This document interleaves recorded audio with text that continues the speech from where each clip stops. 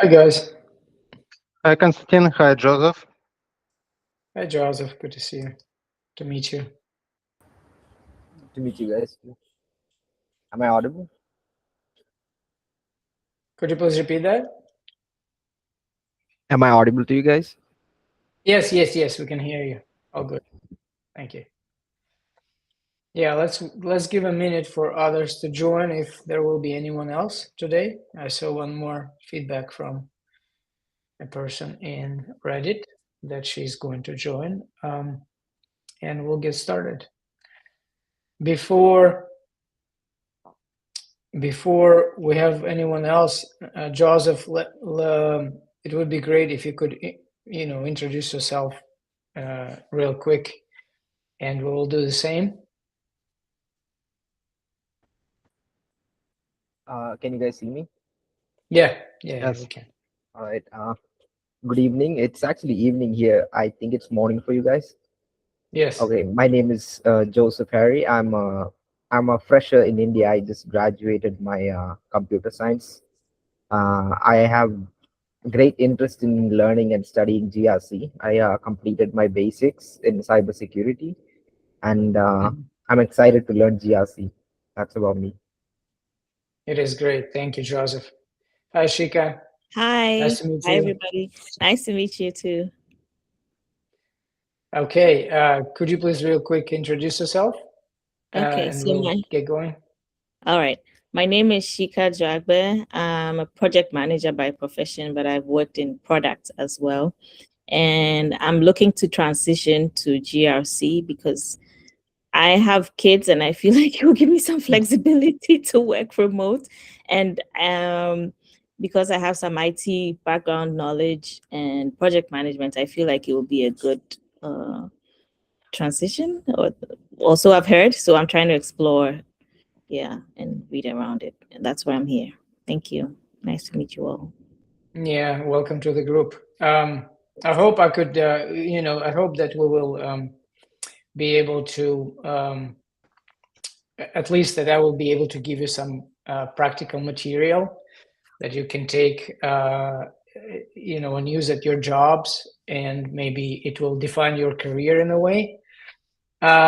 So my name is Konstantin. I've spent 20 years building software systems. This is where I come from. And then I spent the next chapter turning compliance into a system too. I run a GRC consultancy for small and medium businesses. And also I'm building a platform called Full Trust that automates the compliance in a way. And we're looking for, to apply AI heavily to automate compliance work. This does not replace people, but just reduces the manual effort. So the reason I'm here is because I have systematized what I know. I took a few companies through the compliance audits successfully, and it gave me the opportunity to learn things from the inside, right? And I'd rather hand you that system now than let you figure it out the hard way. And I have my colleague here, Anatoly, who is with me on that journey. And I hope we could have more people join, this conversation today. But I'm still gathering, a community around the knowledge. And I would, if you find it helpful, why don't maybe you would help us, spread the awareness about these sessions, and maybe more people could join and benefit from it. Sure. I know, Shika, that you're more interested in third-party risk management at the moment, right? Yes. Yes. And I would really like to make one of our meetings actually devoted to this topic specifically. Mhm.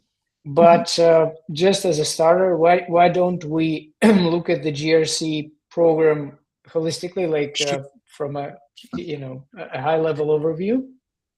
Sure. Um, I just need and to. I will then, yeah, go ahead. Sure.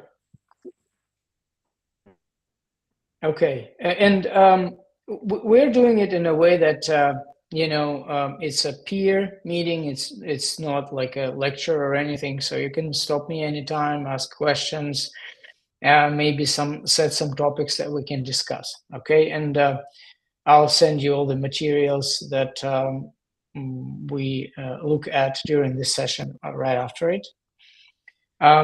So I've put together a quick presentation about what GRC program is, what it is, how it works, and so we can look at it.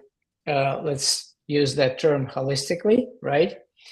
And it has 3 pillars, which is governance, risk, and compliance.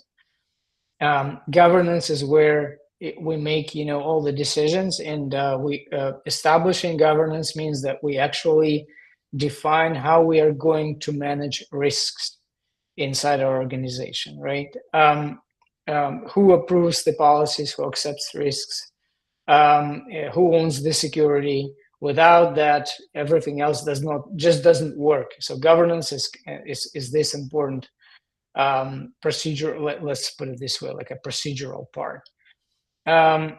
Risk management is basically a systematic process of identifying what can go wrong, right? And how bad it's gonna be, and what are the consequences. And sometimes businesses dissolve because of data breaches, or especially the reputational risks, the actual situation is harming their reputation as companies, right?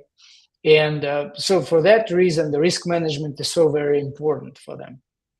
And compliance is basically just demonstrating to third parties that we have this governance and risk management process inside our organization. And it's the GRC spans, it's a multi-dimensional thing. It spans multiple domains. And it was like an eye-opening experience for me to learn after many years building software, that when it comes to compliance, it's actually a great way to reconsider the organization as a whole, to kind of look at your business from a very different perspective, and finally put things in order and start doing things right. But at the same time, compliance is not security. However, if you implement durable security measures, or the sophisticated security measures, you can achieve compliance still. But there are still certain components that you have to set up in addition to just security, like all those processes that we just mentioned, and risk management process specifically, and the governance on top of it, right? But many people confuse compliance with security. It's different stuff. So let's just make it clear that we know that these are different things, but one leads to another. Except that compliance does not always lead back to security unless people make certain commitments to themselves, because many view compliance as just check a box. Like you have to have this policy, they write this policy, they never read it, they check a box that it exists, and they say that they are compliant, and then they also think that they're secure because they have implemented it, but it's not true in any case, right? So security can lead to compliance. Compliance assumes that you're already secure, but if you're not, you still have to commit to implementing all that, in order to really be compliant. The last thing before I pause, I wanted to kind of mention what I call this 360-degree view is basically that compliance is it's multidimensional, but mainly consists of 2 sides. And the reason it's multidimensional is because it covers business as a whole, right? But two most important sides here are administrative.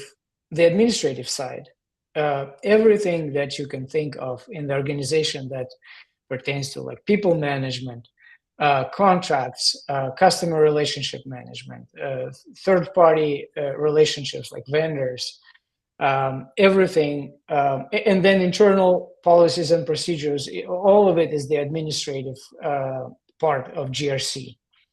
And then technical controls or technology controls, which are about application security, cloud security, identifying, setting up some monitoring tools to or enforce policies on the actual devices that the organization is issuing to its employees, like laptops, cell phones, whatever.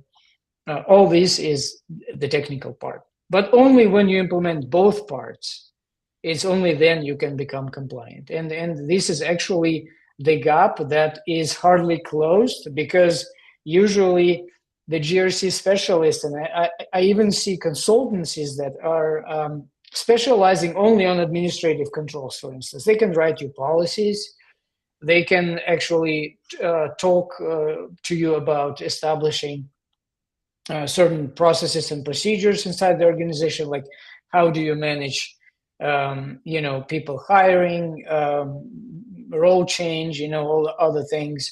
How do you, manage customer contracts, how to give access to those documents, what's the procedure, how the process looks like of interaction between the legal department and HR, for instance, and maybe the other departments in the company. They give you policies, and basically you're covered from that side. But then your systems stay open. People still manage passwords the way they want. They don't protect any boundaries, and they get hacked. Data gets lost, or breached, or somebody encrypts your computers and requires and asks for a ransom, and it is a disaster. And then the other type of GRC consultancies, like they call themselves the information security organizations, right, or consultancies. They implement just that, the information security part, and leave the administrative part alone. So when you go to the audit, the auditor wants both, but you can only show either one of them. And the other problem with GRC is that because you have to hire one shop to do GRC administrative stuff for you and another shop to implement security for you, you are paying double price for this implementation. And it becomes unbearable for many companies, especially small companies. Like they have, let's say, less than $1 million revenue in the year, and they have to spend, let's say, $100,000 on implementing compliance, and nobody wants that, right? So I'll pause here, and I just wanted to see if you have any questions, or do you have any particular topics that you want to discuss from what we just looked at?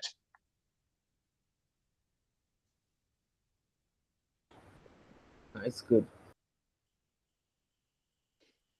So we can continue? Yeah, we can continue. All right. So if we look at the GRC program, and this is, I think that establishing a GRC program the right way, spanning both sides here, is the most important, right? And but at the same time, you as a specialist, you have to choose your side, right?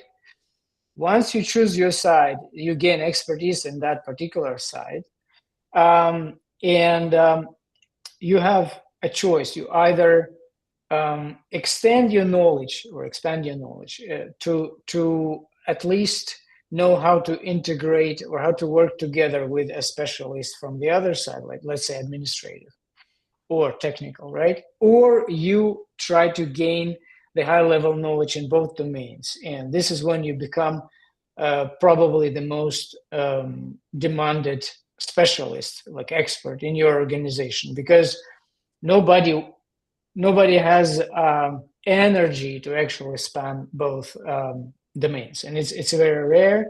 So if you want some job security, I would recommend you becoming a generalist in the GRC area and understand both sides. And I mean, you can start high level and just over years gain more and more and more experience, learn more and more and more details about each side, and this is how you will be the only person everyone goes to, actually, if you can cover both, right?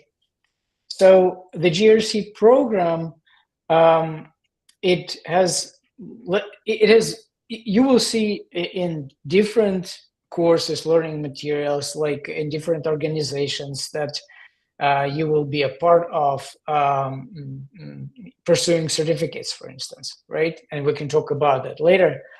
They will give you different number of GRC domains. The main two domains here are administrative and technical, and then it's up to you how you break it down internally. And it actually also very much dependent on how big is the organization. If the organization is only, like, let's say 10 people, then it's, it's the number of domains is small. If the organization is like 2,000, 10,000 people, it's very different. And, and you have to identify all those categories or domains and make sure that your GRC program covers them all, right? But in general, if we look at it from a high-level perspective, it's governance, right? So you define roles, you look through all the systems that the organization has, all the departments that the organization has, and you identify stakeholders, who owns what, right? And I found for myself the most straightforward way of doing that is through the operational assets. So every organization has assets. Assets could be physical, like devices, or facilities, locations, right?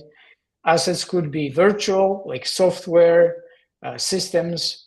Assets could be people, right? And you just try to identify all operational assets that the organization has, then identify the owners of who is accountable for those assets, basically, who is responsible for managing them. And this is how you establish governance. So now you know who you go to and who you want to convince to do the right thing, or who you want to discuss establishing certain processes with, right? Because you understand I keep referring to it as you gain the unstructured knowledge about the company, although but the perspective that you look at it is through the operational assets. Maybe you will find that a different perspective works best for you. Maybe it's through policies or procedures or something else, but for me, for instance, I'm just sharing my personal experience. Looking through the assets is probably the best way to cover, like to get the whole picture. Then, as you establish governance, as you know who does what, the governance you establish, you work with those people to actually establish that governance, but at least you know how to establish it, and you work to do it. And then, as everyone knows what they're accountable for, you implement the risk management practices for them. And implementing risk management practices means just going back to those stakeholders, looking at their assets, and be very open about and sincere about building a list of risks that the organization could face in relation to those assets. Let's say people may leave the door open, for instance. It's a risk for the organization, right? So be very open about that risk. The risk management starts with building risk registry, right? And this is what you do. But the goal here is to be very honest about those risks, not to try to hide something, because as people in organizations, you will find it, they will tend to not see, to avoid seeing certain risks. And as a GRC specialist, it's your responsibility to actually uncover those and try to be very honest about them. And believe me, that people, when you show them that you know about that risk, they will not reject it. They will actually accept it, and they will cooperatively work with you on the remediation plan. And the risk management domain is all about identifying risks, right? And then coming up with a plan on remediating them, or minimizing the risk of occurrence, right, of those risks. You also have to know what impact of a particular risk is on the organization, and what's the likelihood of occurrence. So this is how you prioritize working on them, right? And as you identify the risks, as you establish the governance structure, you go into the compliance operations, because now you have all the information you need to actually create, some action items for people to work on. And then as you create those action items, like to minimize risks, and it's all about minimizing risks, you will see that. People start working on them, and this is your compliance operations. Then you become like a project manager, if you will. You look at the whole GRC program as at a project that never ends, and it only gets new and new. You uncover more and more risks. You establish monitoring, continuous monitoring. You see more of actual threats, more of adversaries for your organization, right? And through that, there are more tasks become necessary for your organization to work on. You from the beginning, you are the only GRC specialist in your organization. Then as you work through these domains, you see yourself, you find yourself as a part of a bigger team, maybe a team of 3 or 5 or 10 or whatever, right? And then many organizations actually start with the 4th domain because they don't expect it to lead back to compliance operations, risk management, and governance. They only need compliance certificate, for instance, right? And this is actually the audit readiness part here. For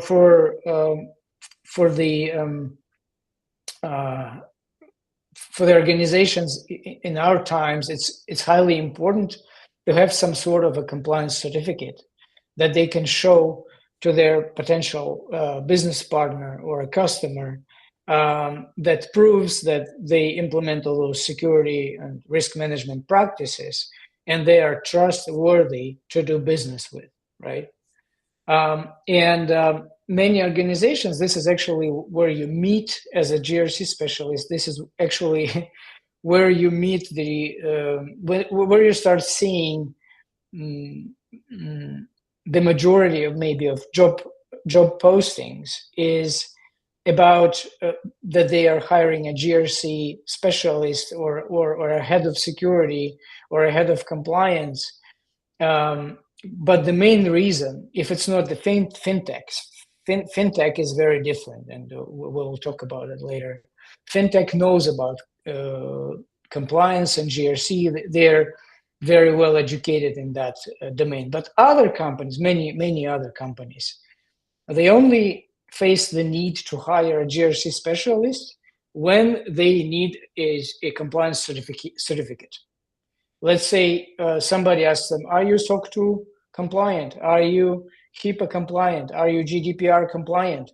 And this is when it clicks in their mind, and they say, oh, we need that. We need that attestation. We need that certificate, right?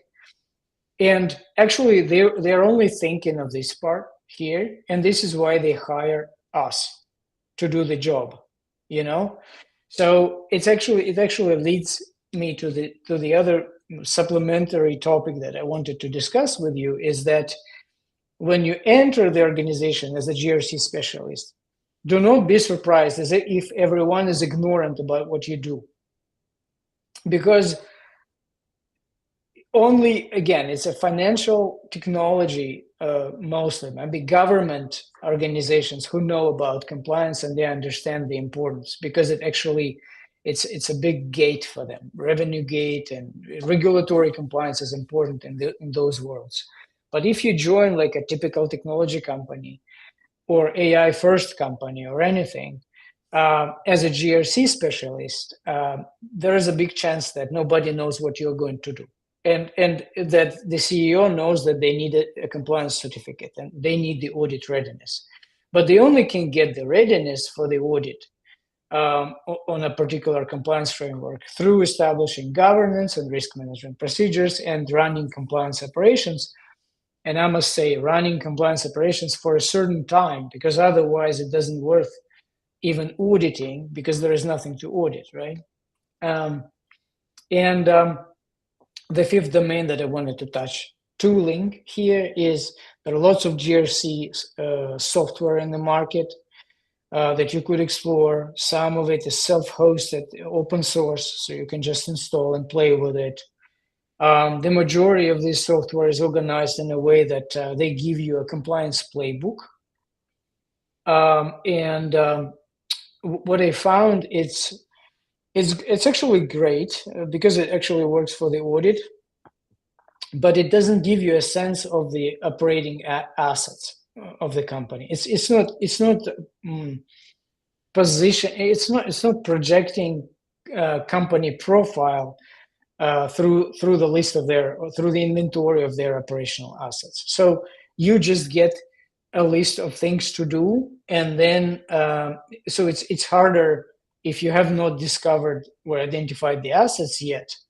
It's harder to start using these systems. But if you did it right from the beginning, if you have a company profile in your head or documented somewhere, you know the operational assets, then the tooling becomes, it shines in your hands, and they give you the actual playbook that you run, and then you go to the auditor. They give you the certificate out of it because you've done everything right. And while going through that playbook, you're actually, if you did it right from the beginning, and you're looking at things from the proper prism or lens, then basically what you do is you enforce the security implementation as well inside the company. So the company benefits not only from implementing compliance, but also along the way it implements everything like administrative compliance, then technology compliance, and physical compliance as well, right? And these tools are great, but again, the most important point here is that you need to start using them at the right time, and you need to understand exactly that they are coming to you assuming that you already have GRC experience, that you are already experienced. It cannot be used by a beginner. By a GRC beginner it can, but not. It cannot be used by not a GRC specialist. From my point of view. I don't know how helpful it was until now. Do you have any questions that you want to ask? It's been really helpful so far, but I'm still a beginner, so I don't really have questions to ask. But I've been understanding what you've been saying so far, and it's been good to give me an idea of what GRC is. It's really different from what I had in my mind, and it's really interesting. Wow, that's cool. I'm happy to hear that it's interesting. It's a good feedback. And may I ask you a quick question before we continue with the other topics? Where in GRC do you see yourself? As a technical specialist or as an administrative specialist? Which side would you take, or both?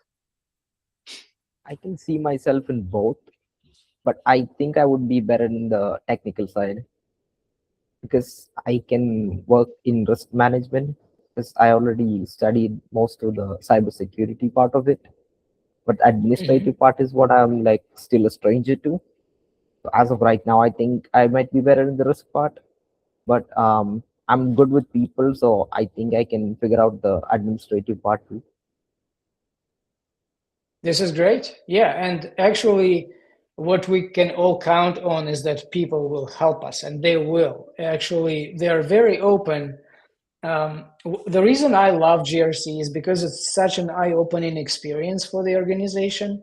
When you come to them with the knowledge about how to structure their GRC program, and you start talking to different stakeholders, when you actually articulate what it's all about and give them the real world examples, and you actually you make them think of things that they didn't want to think about, right?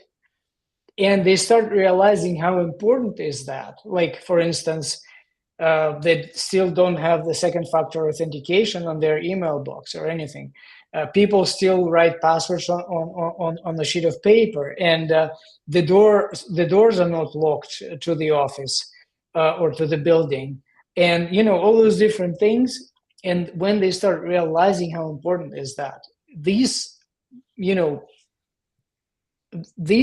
electricity, like this chemistry, is what makes life much better. So when you see how people start realizing that it is important and they support you on that journey, this is where you understand, yeah, I'm doing the right thing, and I'm helping them through that, right? And Shika, what's your take? Where do you see yourself in GRC? I think I fall within the admin, but I would like to cross over to the technical side as well. Because I've done some project risk management in project management, so I know that framework. But with the compliance and audit bit, I would need to delve in more. Mm-hmm. Yeah. Okay, and we will review the GRC program structure in more details, and we will touch all those different subjects like vendor risk management, contract management, client risk management, all those admin things that may be of interest for all of us.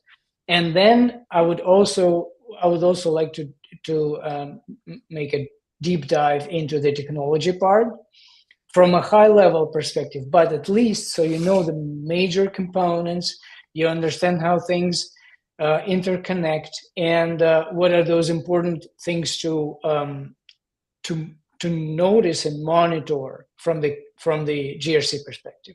Okay. Yeah. I have one more thing. Yeah. Will we delve into controls or frameworks? Yes. Okay. Yes, we will.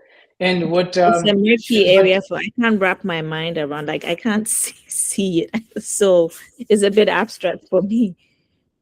Yeah. I understand.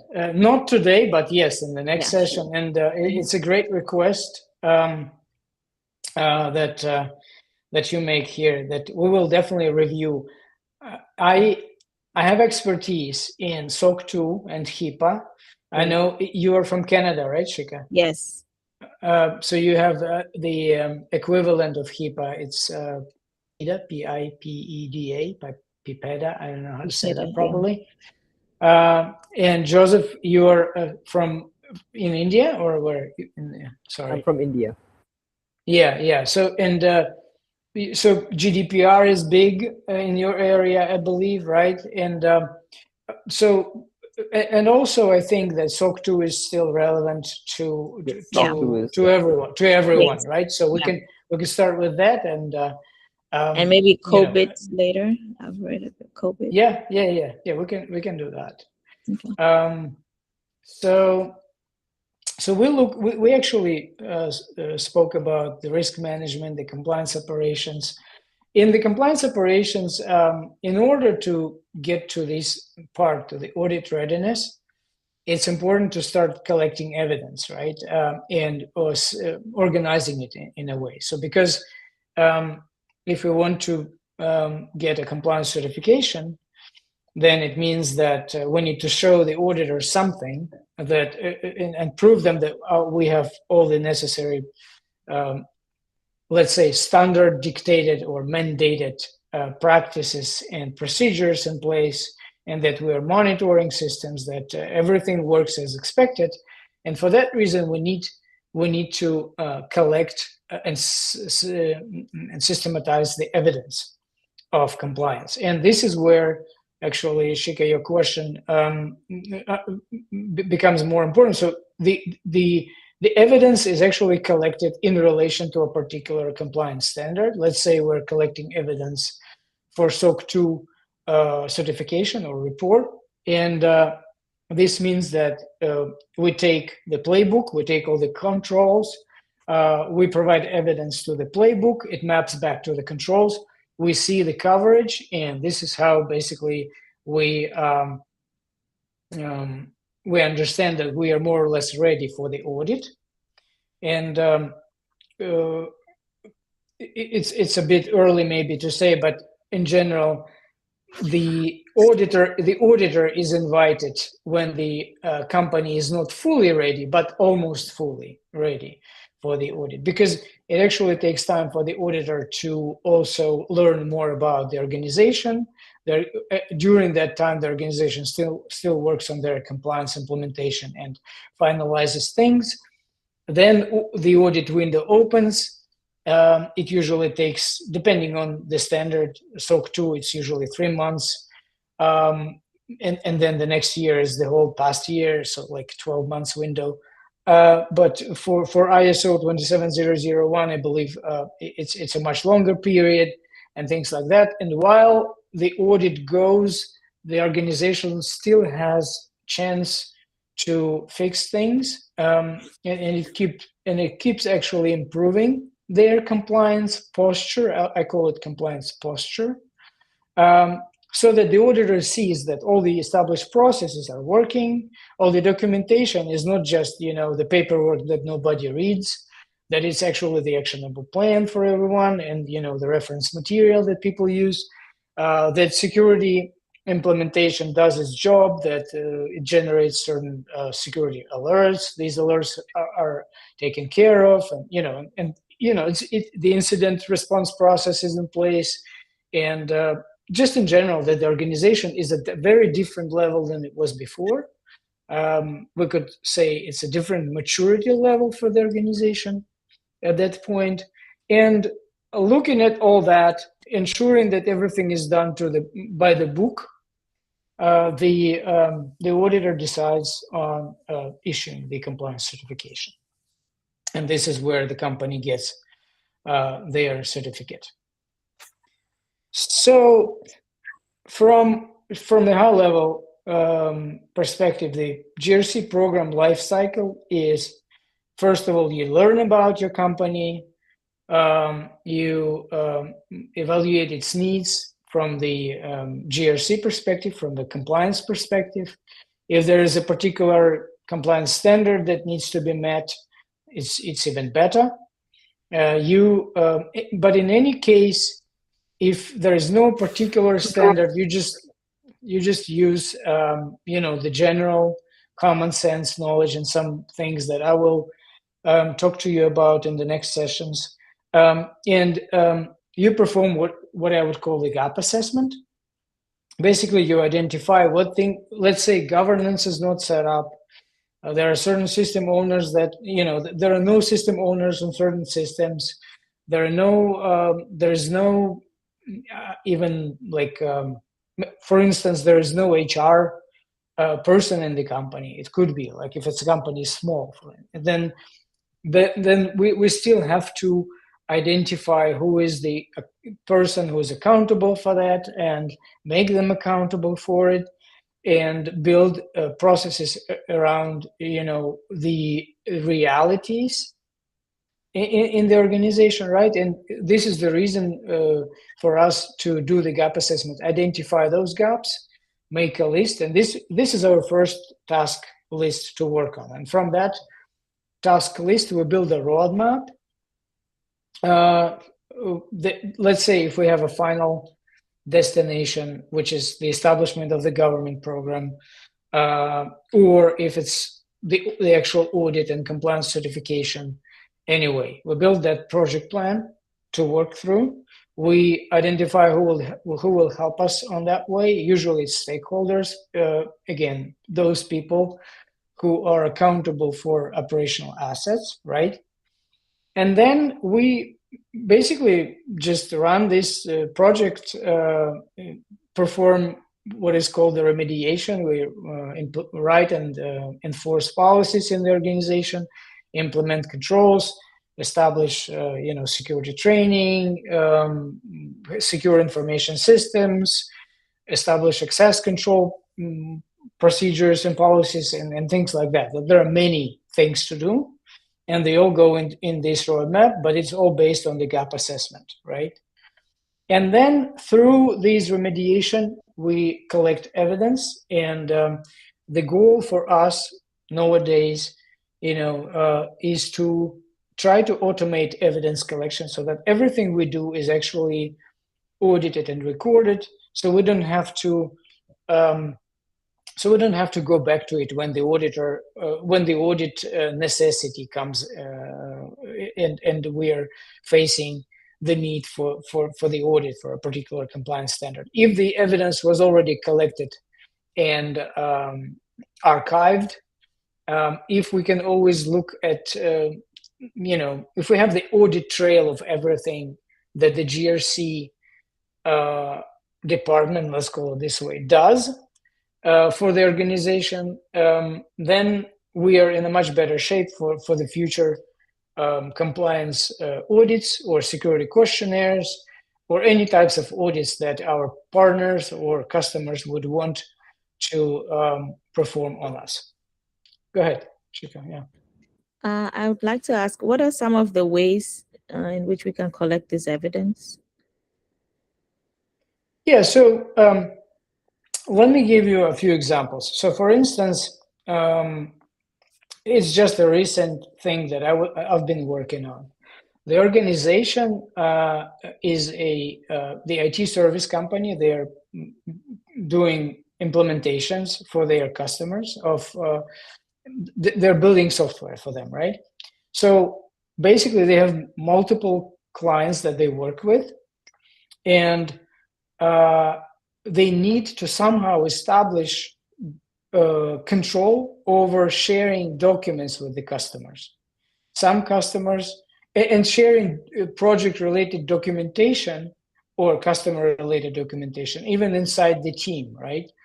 So inside the team, let's say the business development department has access to the contracts, to the financial information, but the actual software developers don't, right?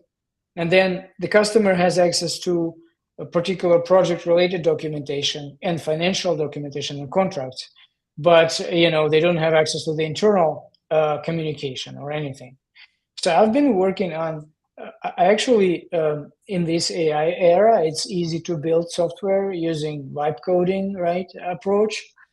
So I've built an add-on for the Google Workspace. They're using Google Workspace to manage, to do, Google Drive for documentation, Google Workspace for email and other stuff. So I've built a software for Google Drive that actually establishes the governance, the access control for those folders. So when the new client comes in, they automatically create a customer folder, the user groups associated with it, right? And only certain groups have access to certain folders, and only a certain folder can be externally shared with the customer and things like that. And it's all audited, and every document sharing event is also audited, and we receive email every day which documents have been shared externally from the Google Workspace audit log. So we can actually act upon this stuff. And this is what I call evidence. It may not be yet stored in a single place, right? But at least we collect it. The software knows what groups have been created, what folders have been created, right? And that the access controls have been established. There's an audit record for it. If people want to join that group, they send a request to join, so it goes into the Google Audit log. If the document is shared externally, it goes into Google Audit log, and we capture that. We receive an email about it. It's all evidence, right? It can take many forms, but the goal is to then, when it comes to a particular compliance standard, let's say they want to go through the SOC 2 certification, right? We just look at those different places where we collected all this evidence, and we just make sure that we store it for a particular amount of time, let's say a year or so. We just grab it and upload it into the evidence management platform like Vanta or Drata or SecureFrame or whatever it is, and just show to the auditor. And we are ready, right? I mean, we're audit ready from day one in this case. If we weren't collecting evidence, it would be a very different story. We still have to establish that process, right? Thank you. No worries. Yeah, and thank you very much. So I'd say we only have like 14 minutes left, and I would like to actually, leave the conversation open for questions right now. If maybe you have some particular questions that you want to ask, and we can discuss them. And then I would like to offer some topics for the next session. It could be very tailored to you guys. I mean, because you're the only audience that we have today. So let's start with questions. Was there anything, just that you wanted to discuss in more detail?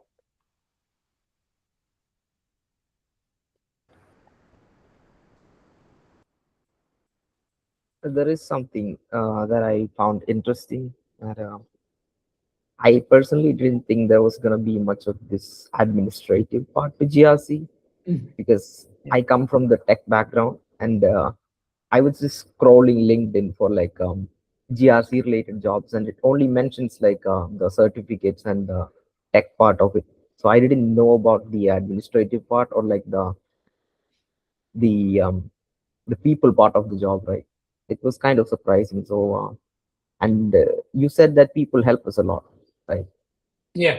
So like in a company, is like the GRC usually like really small? Like if a company has a GRC department, is it like a really like small department with like a few people? So from my experience, what I see, and again, there are certain industries that are prepared from they have GRC established already. It's kind of baked in their day-to-day operations. So we won't look at those. And these are the government entities, and these are the healthcare organizations specifically. They're highly regulated, right? And these are what else I wanted to say here? Fintech, right?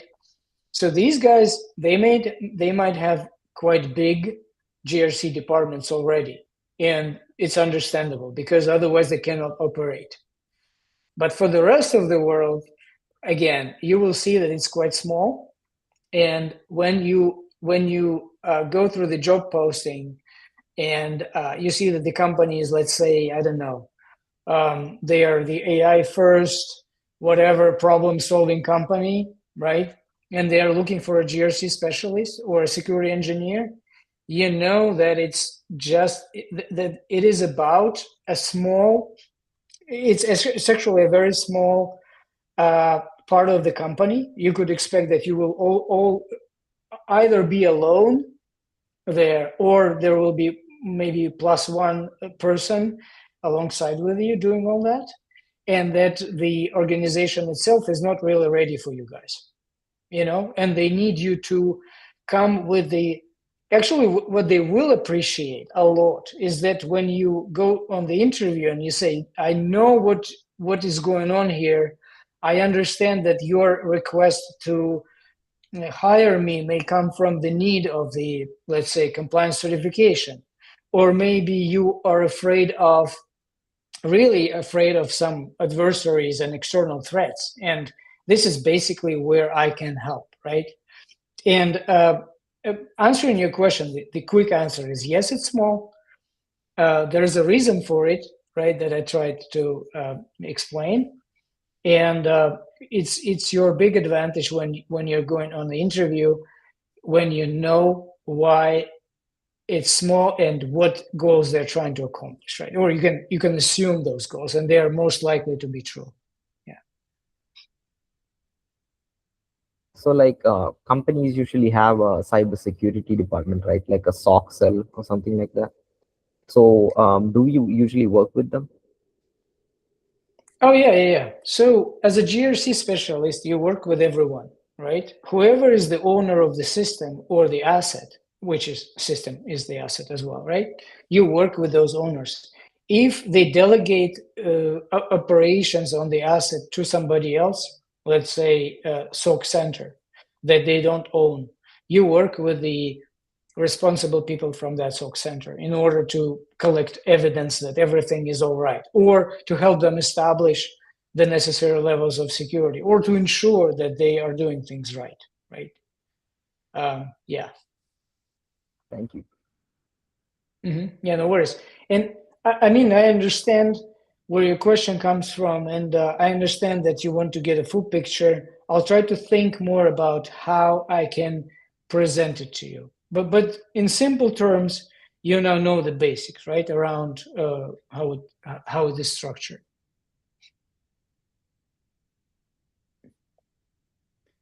Okay, so one thing before, if we maybe Shika, do you have any questions? No.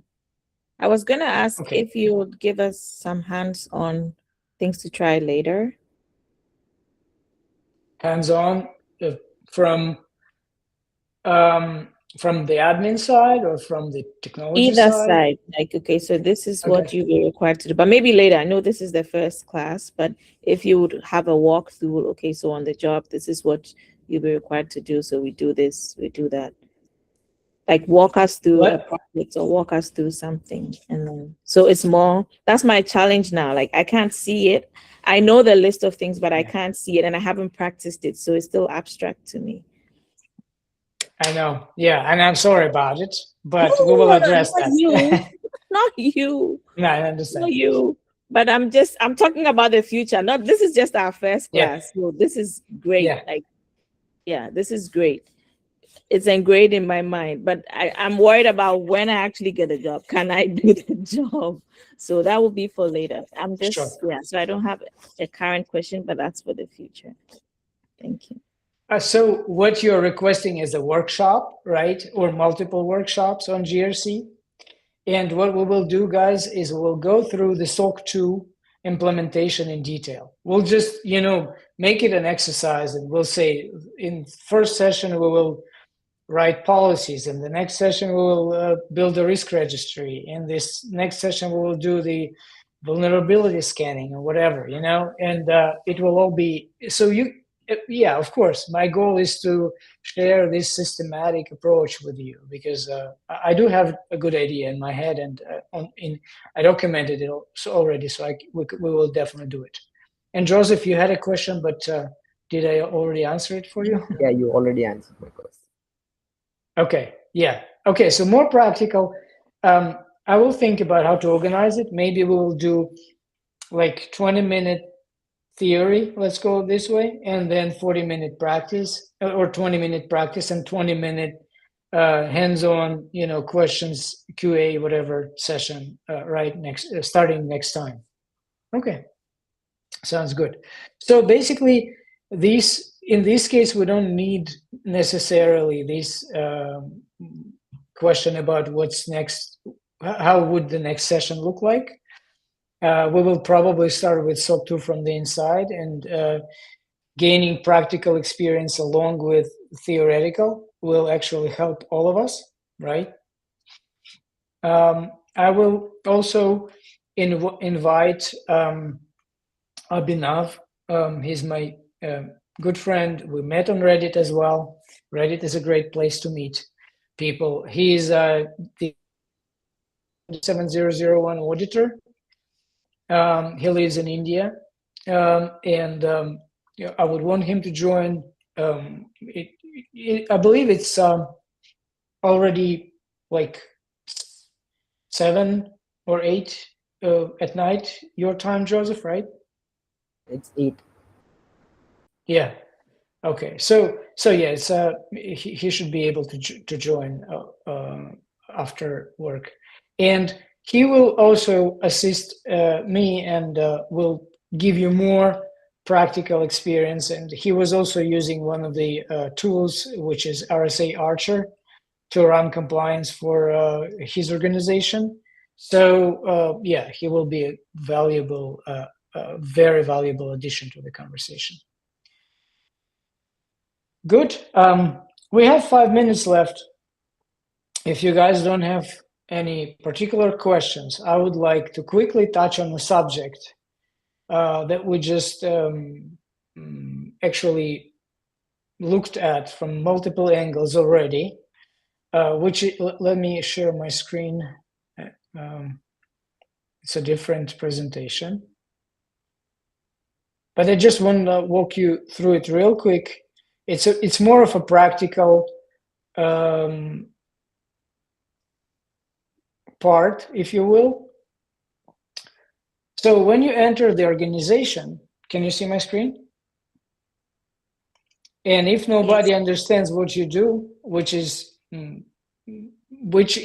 common in non-regulated industries, right?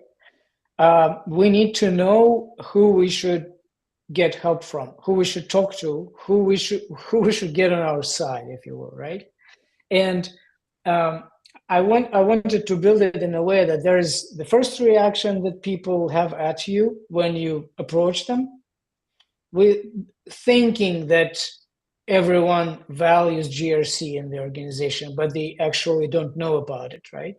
And then how much of an ally they become to you after you explain yourself to them, okay? So let's say you are joining the technology company, which most of companies are now technology companies, right? And there is an engineering lead. It could be a CTO or whoever. And you should know that if you approach them with the GRC questions like, hey, how do you do information security? How do you do that stuff?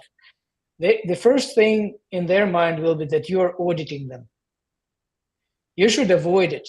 And I mean, the goal is to get them on our side, because this is the person or the stakeholder through whom we will implement all this information security. So we must say, hey, I'm here to do GRC. Here's the big goal from the leadership of the organization. Let's work together on that goal. I know that you are focused on your own things, and it applies to every stakeholder that you speak with. They have their own day job, right? And they don't want us to interfere, right? They don't want us to distract them. But if we find a way through empathy, through patience, to make ourselves a part of their day job in some way, that they will know that we have, let's say, a weekly meeting to touch on to discuss certain things. We have a very well structured agenda that we want to discuss with them. They will be more and more up to doing that. So then COO or operations officer will usually not cooperate with you, because they think that and it's actually real, and based on my experience, that the compliance is the legal problem. And information security is not even this organization's problem. So you need to know what information you bring to those people, to whoever you talk to. CEO knows the thing, but they look at it from a very high level perspective, right? HR is usually the least educated person, but they're the most willing to cooperate because they're people managers. They like working with people, right? And IT will be defending their territory. Every question will feel like a threat. The same with the engineering department, but you need to find your way, right? And but this is the list of allies that you will get if you do it right. Just quickly look at them. The legal department, CFO, engineering lead will become your ally, HR, and the IT. The IT the engineering here is like a is all about all of them. The IT and engineering will be your allies, and through this group, you will be able to establish GRC program across the whole organization. No doubts. But we will talk about it in more detail next time, and we'll start working on SOC 2 compliance for our imaginary organization. Okay? All right, guys. And one quick question before we conclude. I would like to upload at least a part of this session on YouTube to our Full Stack GRC channel. Do you give your consent for that? Or if you object, I will not do that, of course. That's fine. Okay, thank you. I appreciate that. All right, guys. So see you next Friday then. Thank you. Have a great week. Thank you so much. Thank you. Have a good weekend. Have a good day. Bye. Nice. Bye.